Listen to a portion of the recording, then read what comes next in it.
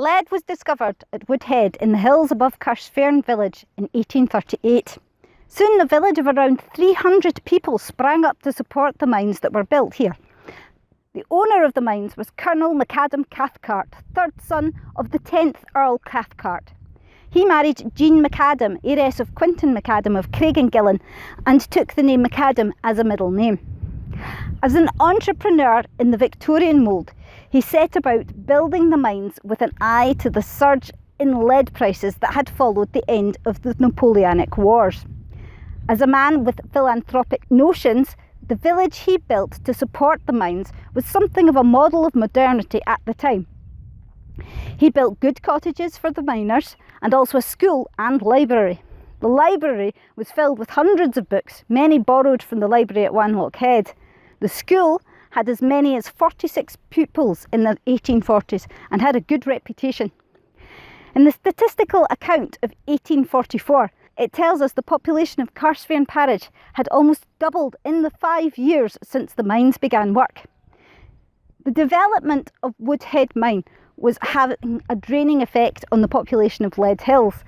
By 1841, where a large number of the miners had already left to work at Woodhead, leaving behind their families while the village was still under construction.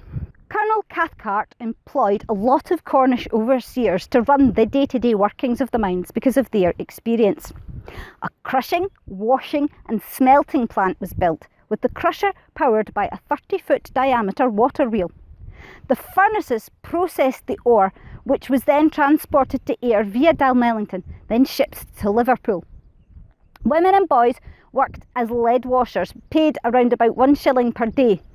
The smelters were the best paid workers above ground, but there were only 5 of them in 1841 and 3 in 1851. They incurred the greatest health hazards because of the poisonous fumes from the furnaces. Production began in 1840, peaked in 1842 at 905 imperial tonnes of lead, then slowly and steadily declined. By 1852 it was down to less than 100 tonnes a year. According to Malcolm Harper, it still employed as many as 100 workers at the surface as late as 1876, when production was down to less than 12 tonnes a year. At least 12 shafts were dug for the mines, tapping 2 veins at Woodhead and Garryhorn. The smelting plant was demolished before the First World War. The lathe and the wheel pit were filled, but the flues from the furnaces are still all over the hillside.